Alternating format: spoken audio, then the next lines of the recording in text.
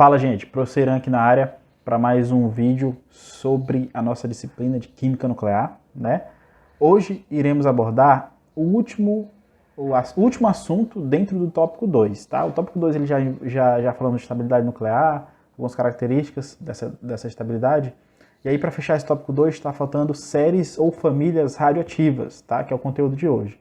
Então, peço a todos que possam estar acompanhando o vídeo. Quem não conseguir entender de primeira, ficar faltando algum detalhe, por favor, vejam os slides que eu irei repassar para vocês junto com o vídeo. Pode rever o vídeo quantas vezes for necessário, tá? Então, acompanhe os slides, acompanhe o vídeo e vamos nessa. Beleza, gente. Então, vamos aqui para a nossa aula 5 de Química Nuclear, beleza? Continuando aqui o nosso estudo do núcleo atômico.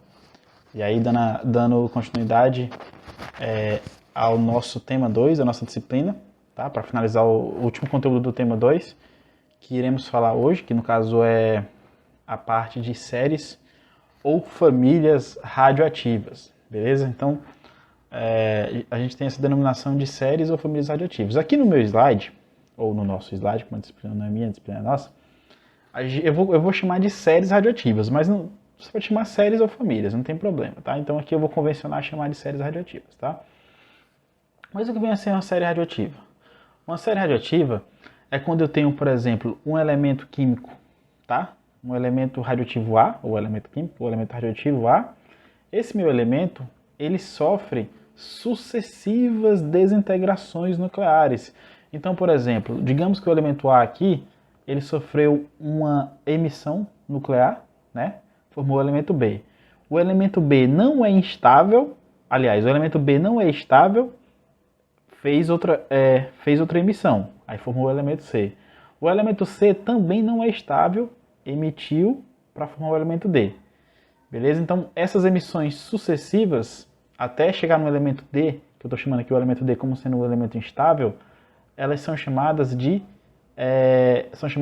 séries radioativas. Então, você tem o elemento A, que é como se fosse o elemento A, que é o núcleo pai, então ele é o que vai iniciar as emissões.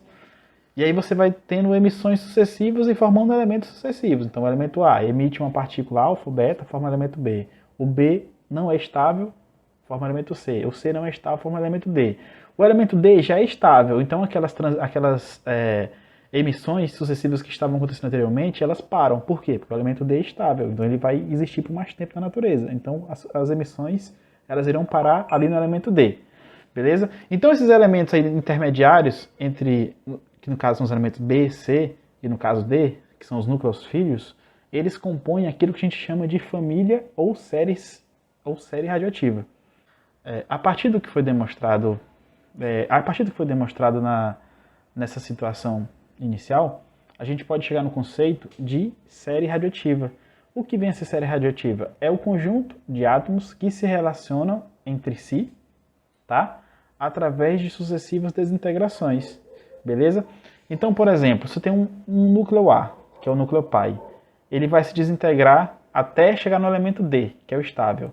Então, quer dizer que o núcleo A, o elemento D e todos esses elementos intermediários aqui, B e C, todos eles compõem a mesma família radioativa, pertencem à mesma série radioativa. Beleza? Na qual o elemento inicial, ou seja, o elemento de partida para desintegrações é chamado de núcleo pai, e os elementos que são formados sucessivamente até chegar no elemento estável são chamados de núcleos filhos. Beleza? Então essa é a nossa conceito inicial de série ou família radioativa. Beleza? Aí na natureza, nós vamos estudar 4 séries radioativas na aula de hoje. Beleza? 3 delas acontecem naturalmente, ou seja, as 3 séries que acontecem naturalmente a gente vai estudar hoje. Beleza? E vamos estudar a 4ª série. Tá? Que é uma série artificial, tá? Mas também muito interessante, tá? Então, o nosso estudo hoje vai se basear nessas séries radioativas. A primeira série que a gente vai estudar hoje é a série do urânio 238, chamada série 4N+2, que a gente vai ver já o que é 4N+2, beleza? Então, a primeira série que vamos estudar hoje é a série do urânio 238, tá? Lembrando que as 3 séries que a gente vai estudar hoje, tá? As 3 primeiras que vamos estudar hoje são séries que acontecem naturalmente, tá? São as 3 que acontecem naturalmente que a gente tem conhecimento até hoje, tá? A série do urânio, muito interessante. O núcleo pai, no caso, é o urânio 238, que vocês estão vendo aí. Tem massa 238, tem número atômico igual a 92, beleza? Essa série radioativa, ela acontece através de emissões, inicialmente através de emissões alfa, tá? Aliás, ela acontece através de emissões alfa e beta. E ela inicia com o núcleo pai urânio 238, número atômico 92, como eu já tinha falado anteriormente, e ela vai terminar no chumbo 206, com o número atômico 82. Beleza? Aí alguém fala assim, professor, tá, o senhor já falou que é a série do urânio 238, falou lá que tem o 4N mais 2 que o senhor não explicou ainda, falou que ela começa no urânio 238, né? E ela termina no chumbo 206, né? Só que poderia surgir a pergunta, tipo assim, professor, como que eu vou identificar a que família pertence um determinado nuclídeo ou elemento radioativo? A que família eu vou conseguir identificar? Para você identificar a que família pertence um determinado elemento radioativo, basta você pegar a massa dele e dividir por 4. Dependendo do resto que sobrar daquele quociente, daquela divisão, você vai identificar a que família ele pertence. Então, por exemplo, quando eu pego aqui o urânio 238, beleza? Pego essa massa aqui, ó, 238, divido por 4, faço a divisão aqui por 4. Vou achar o quociente de 59. E aí tem um resto aqui de 38, né? Quando eu faço toda a divisão aqui, eu vou chegar num resto final do quociente, vou chegar num resto final igual a 2, tá? Quando você faz a divisão, né? 238 dividido por 4 vai ser 59 com o resto 2, tá? Toda vez que você dividir a massa de um elemento radioativo por 4 e o resto ali daquela divisão for 2, significa que esse elemento vai pertencer à série do urânio 238, beleza? Então vamos lá. Por exemplo, aqui eu já peguei o urânio 238. Vamos pegar o chumbo para realmente ver se ele está na série do urânio. Então você vai pegar aqui a massa do chumbo, ó, 206, né? Deixa eu só ver se não já... Ah, já está aqui no slide. Você vai pegar a massa do chumbo, ó, 206, né? Para ver se ele realmente pertence à família do urânio 238. Vou dividir por 4, né? E aí o quociente é 51 e o resto dessa divisão é 2. Então, toda vez que eu dividir a massa de um elemento radioativo por 4 e o meu resto daquela minha divisão for 2, significa que esse elemento pertence à série do urânio 238. Tranquilo? É assim que identificamos, beleza? Deixa eu ver. Tá. Aqui nessa figura, gente, é mostrado pra gente o perfil completo de desintegrações para a família do urânio 238, ou seja, o mapa completo dessas desintegrações, iniciando no urânio 238, como vimos já inicialmente, até chegar aqui no chumbo 206 e número atômico 82, né, que é o nosso elemento estável aqui da família, tá? Então vocês percebem aqui pela figura que o urânio ele é um alfa emissor, beleza? Ele é um alfa emissor. Então, o primeiro passo aqui na série do urânio 238 é uma emissão alfa. E aí esse urânio, quando faz a emissão dessa partícula alfa, ele vai formar o tório, beleza? Vocês sabem que a emissão alfa, ela reduz o número de massa por um fator 4 e reduz o número atômico por um fator 2, ou seja, o número de prótons por um fator 2. Então ele vai formar o tório aqui com uma massa menor e também com um número atômico menor, beleza? Logo em seguida, esse tório ele vai sofrer uma emissão beta. Aqui na nossa figura, quando eu tiver essas setas verticais, tá? Nas desintegrações, são emissões alfa. E quando eu tiver essas setas horizontais, são emissões do tipo beta, beleza? Então, o urânio, quando ele sofre a primeira desintegração, ele é um alfa emissor, ele vai formar o tório. Já o tório, ó, percebe que tem essa setinha aqui, ó, ele vai sofrer uma emissão beta para formar o proctenídeo, tá? Deixa eu só confirmar se o nome é esse mesmo. É o proctenídeo, beleza? Logo em seguida, esse proctenídeo vai sofrer outra emissão beta e vai formar urânio, beleza? Um outro isótopo do urânio, obviamente. Esse urânio que é formado, ele vai sofrer aqui, ó, uma desintegração o quê? Alfa, né? A gente viu que o urânio é um alfa emissor, até formar um outro tório, tá? E aí ele vai descendo, descendo, descendo até chegar no chumbo, beleza?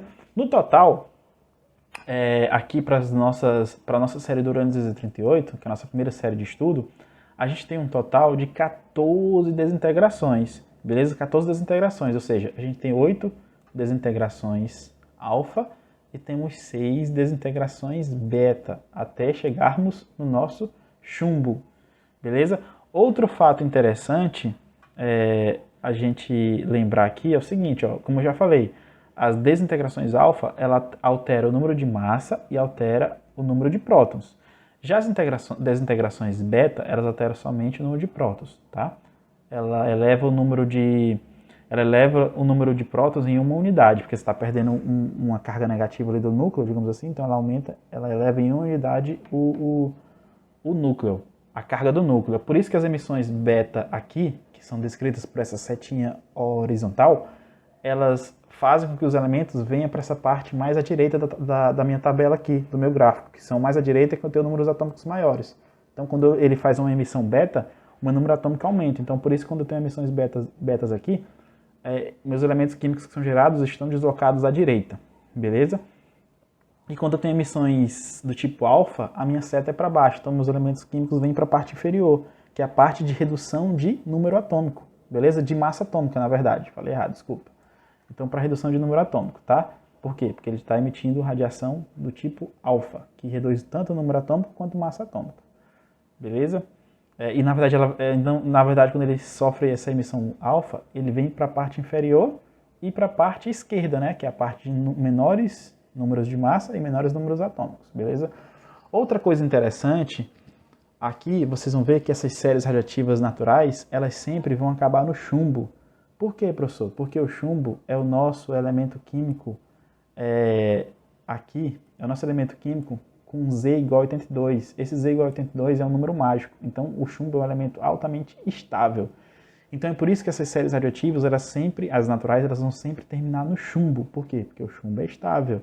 Tá? E aí, uma explicação para essa estabilidade do chumbo é o nosso número mágico 82, tá? Só para repetir. Aí alguém fala assim, inclusive é uma coisa que eu preciso ratificar aqui, tá, gente? Alguém fala assim, professor, mas na aula passada você falou que do bismuto para frente era onde aparecem os elementos radioativos, então não era para todas as séries terminar lá no bismuto, que tem inclusive no gráfico que você está mostrando, onde eu estou circulando aqui agora, o bismuto. Mas é o seguinte, o bismuto ele tem uma grande discussão, gente, porque tem alguns livros que falam que o bismuto não é radioativo. Já livros mais recentes, inclusive eu quero que vocês gravem bem isso, já livros mais recentes, eles afirmam que em 2005 o bismuto, foi encontrado traços de desintegrações do bismuto. Então, como é que fala? É atribuído radioatividade ao bismuto.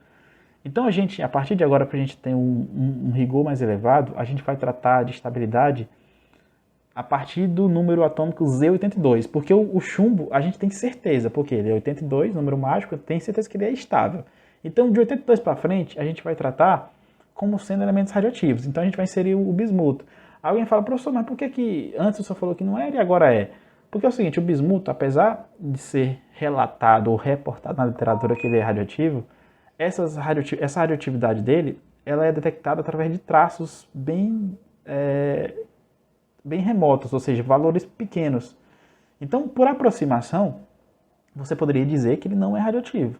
Mas como foi detectado traços, tá? Ou seja, em quantidades analíticas, quantidades pequenininhas, tá? Pequenininhas, a gente falando aqui no nosso cotidiano para vocês entenderem.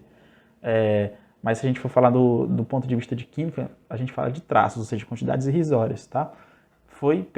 Percebeu-se que tinha, sim, radioatividade, o bismuto. Então a gente vai tratar a partir de agora com um bismuto sendo radioativo. Então, para a gente ter certeza de não radioatividade, a gente vai sempre trabalhar agora com chumbo 82, tá? Então, quando a gente quiser falar do nosso limite de estabilidade, a gente vai trocar o chumbo, o bismuto, que tínhamos falado anteriormente, e vamos agora falar do chumbo, tá? Então, o nosso padrão, o nosso elemento limite ali de estabilidade vai ser o chumbo 82, tá? Que é o número mágico. Então, o chumbo a gente tem certeza que é estável.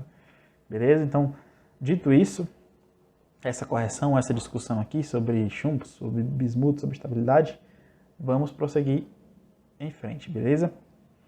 Então, a partir de agora, a gente já matou aqui a nossa primeira série, tá? Que é a série do urânio 238.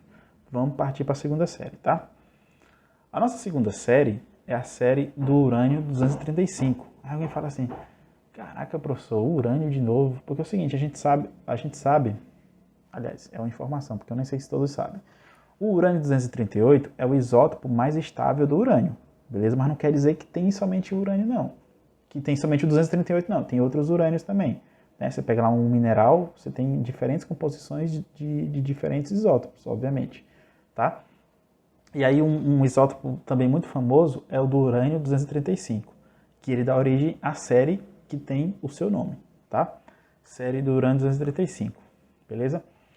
Essa série é 4N mais 3, por razão que vocês já vão descobrir, ou quem já estiver ligado na aula já vai saber por quê, né? Vamos lá. Esse urânio, o urânio 235, que é o núcleo pai, ele vai sofrer desintegrações sucessivas até chegar no famoso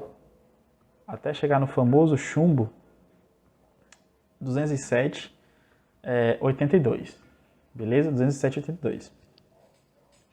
Então a gente tem que ter um pouco de cuidado que esse chumbo aqui ele é um isótopo do chumbo anterior, tá? Lá era o 206, aqui é o 207, mas ambos têm número atômico igual, porque são isótopos, né? Mesmo número de prótons, 82. Essa família, antigamente, ela era chamada de família ou série do actinídeo, tá? Por quê? Porque acreditava-se que o actinídeo, que é o quarto elemento aqui da nossa família, acreditava que ele que era o núcleo pai. Então acreditava-se que o actinídeo é que começava a sofrer desintegrações até chegar aqui no chumbo 207, tá? Só que na verdade verificou-se que não.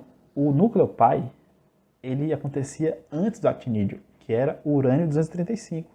Então, o urânio 235 vai sofrendo desintegrações sucessivas, passa pelo actinídeo até chegar no nosso chumbo 207. Beleza? E aí alguém fala assim, professor, como é que eu vou saber que o meu elemento aqui ele pertence à família do urânio 235, tá? Que antes era chamada família do actinídeo. Inclusive, a maioria dos livros vocês vão encontrar como família do actinídeo. É por conta disso, né? Que eu acabei de explicar. Como que eu vou identificar que o meu átomo pertence a essa família? Toda vez que você pegar a massa do seu átomo, tá, radioativo, dividir por 4 e o resto da divisão for 3, significa que o seu elemento radioativo ele encontra-se na família do urânio 235. Então, por exemplo, aqui no nosso slide, eu peguei o actinídeo, 227, a massa, dividi por 4, deu 56 e o resto foi 3. Então, por isso que ela é uma família 4N mais 3. Beleza? Então, quando eu faço a divisão do meu número por 4, vai me retornar 3. Beleza? Só lembrando, alguém pode falar, professor, de onde foi que surgiu essa regrinha? Essa regrinha é uma regrinha empírica, tá? Que quer dizer que o número de massa desses elementos é multiplicado por um número n, que é um número inteiro, mais um determinado valor variável, né? Que pode ser 0, 1, 2, 3. E aí, no caso aqui, está sendo 3. Então, quando você divide a massa por 4, vai te retornar um resto igual a 3, beleza? Para a série do urânio 235. Então, para me identificar aqui, série, o meu elemento químico pertence, basta fazermos essa divisão por 4 e verificar o resto da divisão, tranquilo? Uma outra série, também aqui no nosso estudo, a terceira série de ocorrência natural, lembrando que eu estou tratando somente das séries de ocorrência natural, que ocorrem na natureza, tá? A nossa terceira série é a série do tório 232. Tá? É uma série chamada 4N. Tá? Então essa série ela começa no tório 232, que é o núcleo pai, e ela vai acabar no chumbo 208, ou seja, estamos trabalhando com outro isótopo do chumbo, agora é o 208, beleza? Essa série é simples para me identificar se um elemento pertence a ela. Como que você faz, professor? Só você pegar a massa, né? Peguei a massa do próprio tório aqui, vou dividir ela por 4. Quando você faz essa divisão dessa massa por 4, ele vai te dar o quociente, que é o valor da divisão, e vai te dar um resto 0. Então, toda vez que você dividir a massa do seu elemento por 4 e ela não sobrar resto naquela divisão, ela vai pertencer à série do tório. Beleza? Então, 232 dividido por 4 é 58. Não tem resto nessa divisão. Beleza? Então, toda vez que tivermos esse tipo de divisão, a gente pode afirmar que o elemento ali pertence à série do tório. Tranquilo? Aqui, nessa figura, é mostrado para a gente as séries radioativas naturais, fazendo um resumo de tudo que a gente viu, né? Seguinte, a gente vimos as duas séries do urânio, que aqui ele está chamando de série do actinídeo, como eu falei para vocês, alguns livros vão chamar de série do actinídeo, mas na verdade é série do urânio 235. A primeira série que estudamos é a série do urânio 238, e essa última que estudamos aqui foi a série do tório 232, tá? A gente percebe que o urânio são alfa emissores, né? As emissões iniciais são alfa, para o tório também, uma emissão alfa. E aí, aí depois a gente já vem para emissões beta, né? Partindo do tório, tá?